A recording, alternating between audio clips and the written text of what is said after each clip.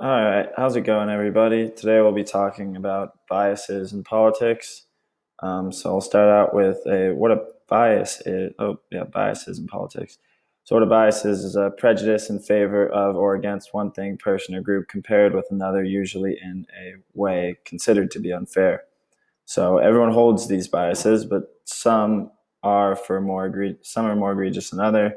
Implicit biases are that you can hold without knowing you hold them.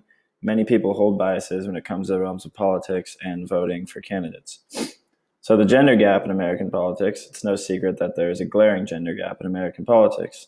45 to 0. There has been 45 male presidents and 0 female presidents.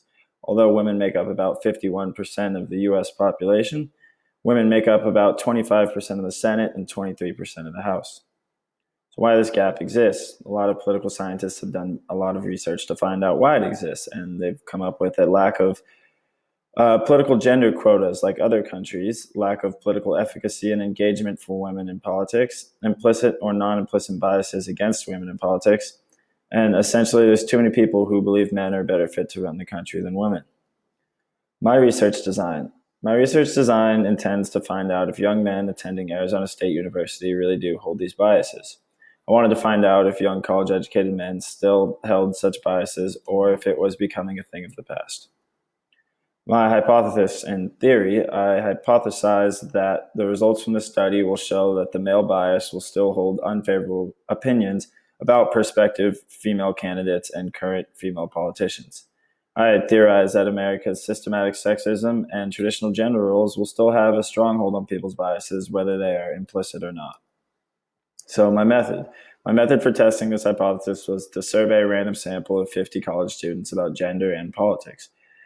I used qualitative data analysis to make sense of the results from the surveys. So here's table one. The question I asked was, if you had to choose one, would you identify with the Republican or Democratic Party? And 66% said Republican and 34% said Democrat. Second question was, would you vote for a female presidential candidate? We had 56 say yes, 16% said no, and 28% depending on their party.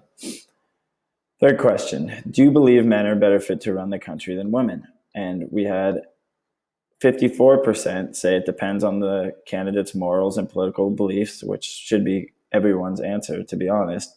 And we had 32% say yes, which is pretty glaring looking at the 14% to say no.